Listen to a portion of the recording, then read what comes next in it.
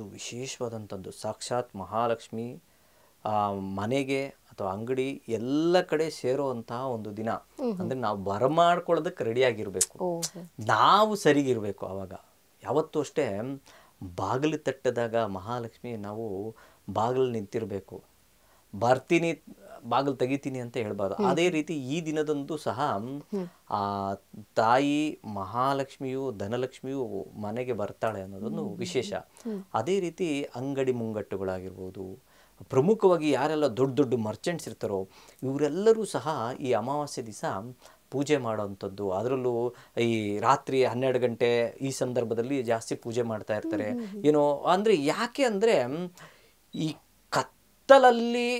ಕತ್ತಲಿನಿಂದ ನಾವು ಬೆಳಕಿನೆಡೆಗೆ ಹೋಗುವಂಥ ಸಂದರ್ಭ ಅದು. ಅಮಾವಾಸ್ಯೆ ಬಂದಿದ ತಕ್ಷಣ ನಾವು ಪಾಡ್ಯಕ್ಕೆ ಬರ್ತೀವಿ. ಪಾಡ್ಯ ಅಂದರೆ ಏನು? ವೃದ್ಧಿ ಚಂದ್ರ. ಚಂದ್ರ ವೃದ್ಧಿ ಆಗುವಂಥದ್ದು ಅಂದರೆ ಬೆಳಕು ಅಂತ.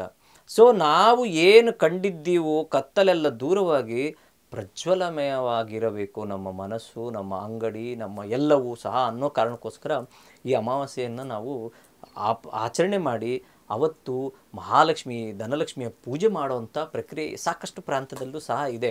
ಇದು ಎಲ್ಲರೂ ಸಹ ಮಾಡಲೇಬೇಕಾಗಿರುವಂಥದ್ದು. ಯಾರೆಲ್ಲ ವ್ಯಾಪಾರಸ್ಥರಿರ್ತಾರೋ ಅವರೆಲ್ಲ ಮಾಡ್ತಾರೆ.